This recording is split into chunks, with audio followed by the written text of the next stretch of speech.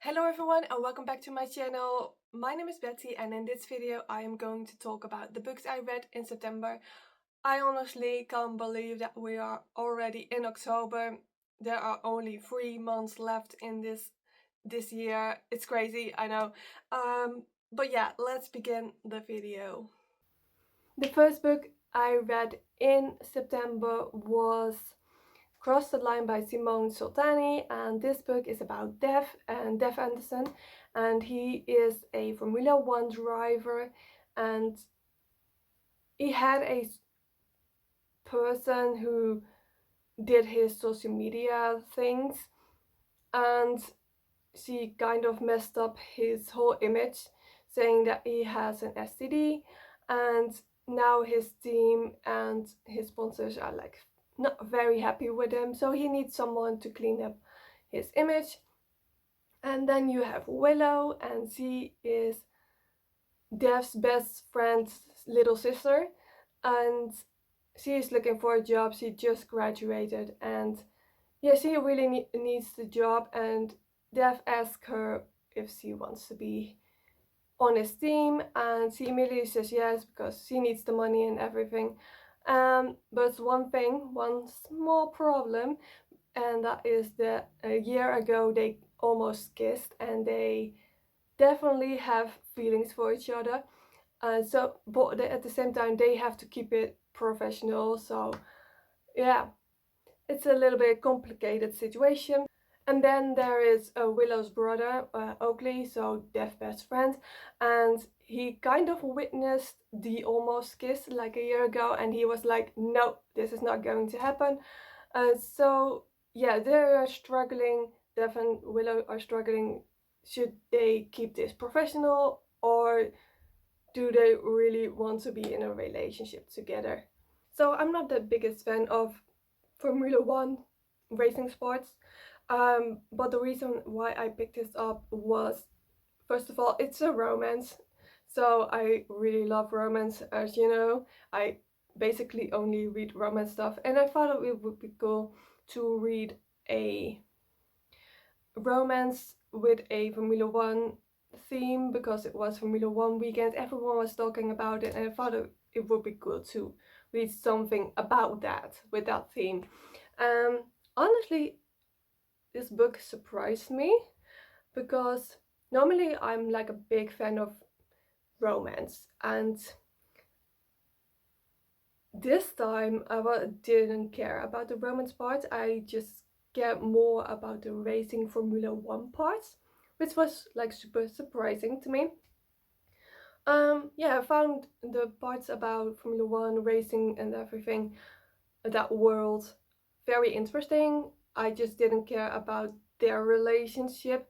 I thought they were great characters, but they had their own struggles, problems. But I just didn't care if they were together or not. That was the only problem I had with this book. But overall, it was kind of fun to read, to be honest. So I kind of liked it. And then if you are into racing sport, into Formula One, I think this is definitely one of the books for you, because I kind of liked it. So as a non-fan of Formula One, that says something. So yeah, that was the first book I read in September. The next book I read was The Fiancé Dilemma by Alina Armas. This book is about Yossi, who found out recently who her father is. He is like famous, rich and everything. And now she has to fix his image, but she is definitely not interested in doing that. So her father sends a PR woman to her house to convince her. Josie is trying to get rid of her because she doesn't want to help him. She doesn't care about her father. But for some reason she uses an excuse that she is going to get married soon, and she doesn't want him. She doesn't want contact with her father and all that. So this PR woman thinks, hey, this is a great opportunity to show how caring, how loving, how great her father is, if he is going to pay for her wedding. One problem, there is no fiancé, there is no engagement, but at exact moment Matthew walks by and Josie convinces him in like a few seconds that he has to pretend that he is her fiance. And the whole world is watching now because her father is rich, famous, so they now have to pretend they are engaged. And it's not the first time that Josie got engaged, it was actually her 5th time already. So in the last couple of years I read one other book by Elena, which was the Spanish Love Deception, and I really liked that one. I was obsessed with that book. I think I gave it 5 stars. I really enjoyed that one. Though I had like very high expectations for this book, and it kind of let me down a little bit. Some parts were like super boring and I was just basically skimming the pages because nothing very interesting was happening in my opinion. I also didn't really care about the main characters, but I guess that is a personal thing. I also wanted to read more about Josie's previous engagement because she got engaged like many times, and I wanted to read more about that. I wanted to know exactly why she broke up with them. So yeah, this book kind of let me down a little bit. The next book I read was The Pumpkin Spice Cafe by Laurie Gilmore, and this book is about Jeannie. Jeannie's aunt has a pumpkin spice cafe. It's very popular, it's in a small town, and now her aunt wants to retire, wants to start traveling, so she leaves the cafe to Jeannie, and she immediately accepts because she recently found her boss dead at the office and she realized she doesn't want to end up like him. She was also working all the time, she was feeling stressed, had no social life, so it was time for a change, a new life, a fresh start of her new her, basically. And every night she hears like very strange loud noises at the cafe and she doesn't know what it is. So one night she goes down with a bat to trying to scare this thing of this person off.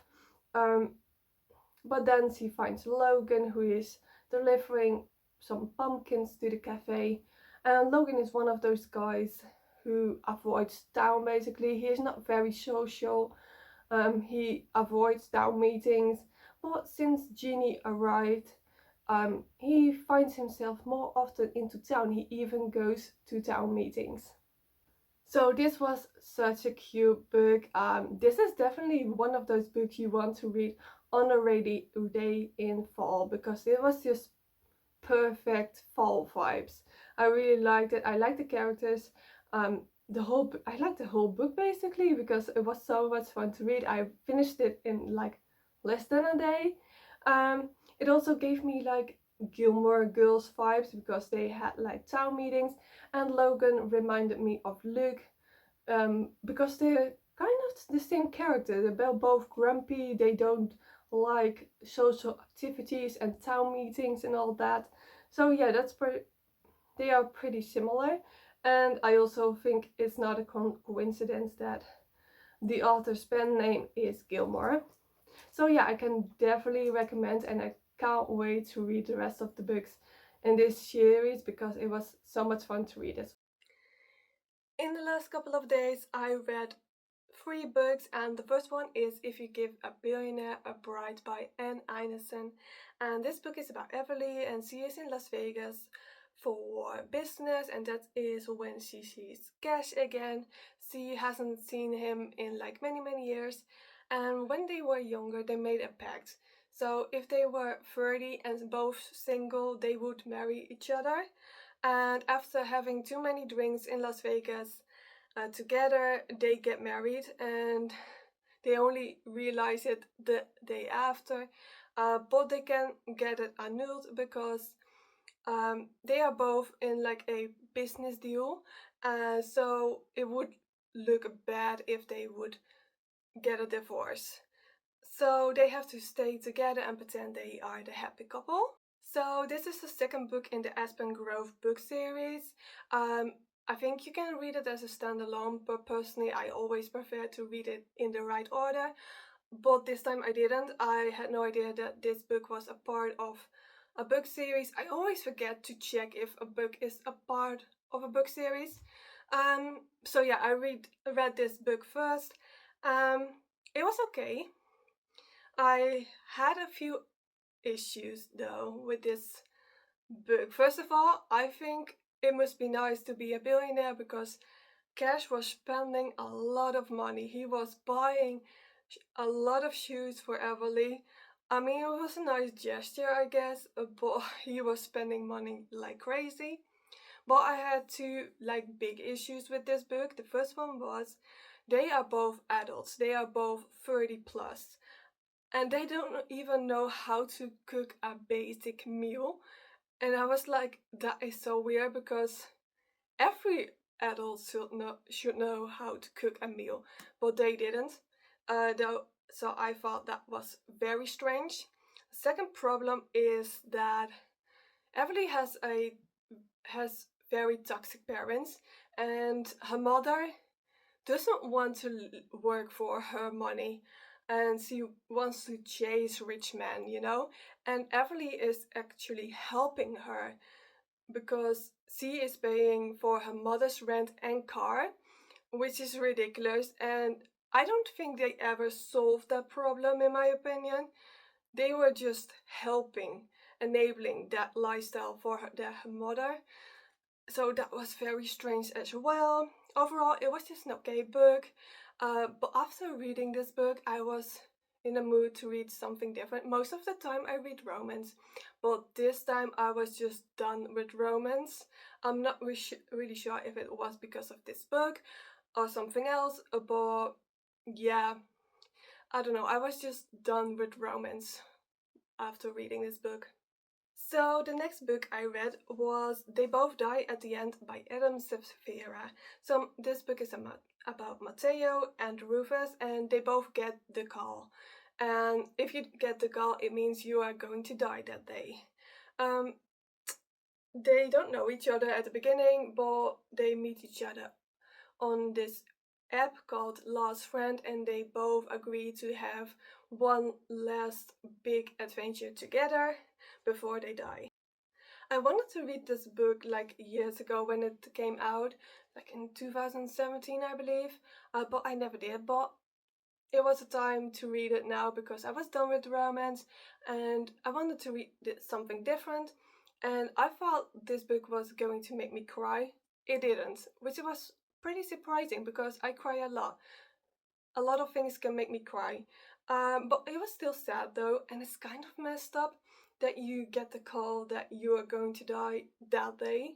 I mean, you don't know when and how it's going to happen, but still, I would be so depressed and cry all day in bed if I would get that call. But Matteo and Rufus decide to do like one big last adventure, which is very nice. And I thought that this book was also a little bit inspirational, like they are they know that they are going to die that day and they decide to live their life to the fullest, do whatever they want to do on their last day. And even though we don't get the call, thank God, we should live like that as well, because you never know what you are going to die and when it is your last day on earth. So I think we should do whatever we want every single day. So I thought that was a little bit inspirational. I'm not really sure if the book was really that deep, but that is what I got from this book. So yeah, I really enjoyed it actually. I thought it was going to be like a very slow book because it is just about one day, like 24 hours. But no, it was not boring at all, and I really enjoyed this book. And then I went back to reading romance again, and the next book I read was The Spare Room by Laura Starkey. And this book is about Rosie. She has everything: a job, apartment, boyfriend. She and James have been together for like 10 years, but one day she comes home early and she finds James and he is dumping her. Now she doesn't know how to pay the rent on her own, and it gets even worse because she quits her job. She doesn't like her job, and in one moment she gets very angry and she just decides to quit her job, but now she really has to find a new roommate. There is Alec, and he lives upstairs and he wants to renovate his apartment. So Rosie offers her spare room, and now they live together, and of course they fall in love at the end. The thing I like the most about this book is Rosie's personal growth. She is really going after what she really wants now, because at first she was in an okay relationship, kind of shitty, maybe even. She was in a shitty job situation, and now after James dumped her, she's really going after what she really wants. So I think that was great. This is definitely a slow burn. I kind of liked it. Most of the time, I'm not the biggest fan of slow burn. It's just too slow for me, I guess. I've read on Goodreads other reviews, and a lot of people say that this is quite boring. I don't think it was that boring. It was just an okay read for me. It was just sometimes it was like super cute, but it never got really boring for me. I also liked the fact that Rosie was the one apologizing at the end after they had a huge fight, because most of the time in books I read, the man screws up and then he is the one apologizing to her, but now it's the other way around. I really like that because women make mistakes too. So yeah, that was kind of refreshing. Overall, I think this was just an okay book. Not great, not bad. The last book I read in September was My Roommate is a Vampire by Jenna Levine, and this book is about Cassie, and Cassie loves art. She is an artist, but it is very hard to find an apartment that she can afford. But one day she goes on Craigslist, I believe, and she finds a room. But the thing is, it is only $200, which is suspicious, and she's afraid that her roommate is going to kill her in the near future. But she has no other choice. She is going to meet him and view the room because she can't afford anything else. So she goes to the apartment, and she's still not sure about it because Frederick, her roommate, her future roommate, acts and talks and looks like he is from a different century, and she's not sure about the room because he is like very strange, but she takes it because she has no other options. One day she opens the fridge and she finds lots of bags of blood, and that is how she finds out that Frederick is actually a vampire. So Frederick is a vampire who just woke up after sleeping for 100 years, and he needs someone who can teach him a couple of things because he doesn't know how to act, how to behave in this century, what is popular right now, what is social media. He has no idea. So he needs someone to teach him, and he thinks that Cassie is the right person for him. Honestly, I don't know how I feel about this book. Look, I love vampires, I loved the Vampire Diaries and the Shadowhunters, I love that fantasy world.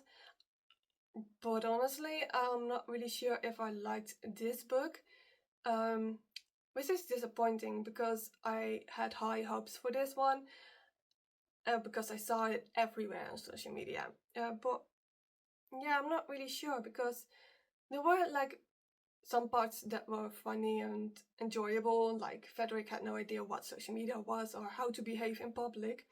So those parts were like super funny. But other than that, well, there was no chemistry between the main characters, in my opinion. Some parts were even a little bit boring, and I really had to force myself to finish this book. So yeah, I'm very disappointed, and it was not a great way to end this month, to be honest. So these were the books I read in September. I read quite a lot, actually. more than I usually do, so that's a good thing. Let me know what books you read in September, and thank you for watching, and I'll see you next time. Bye!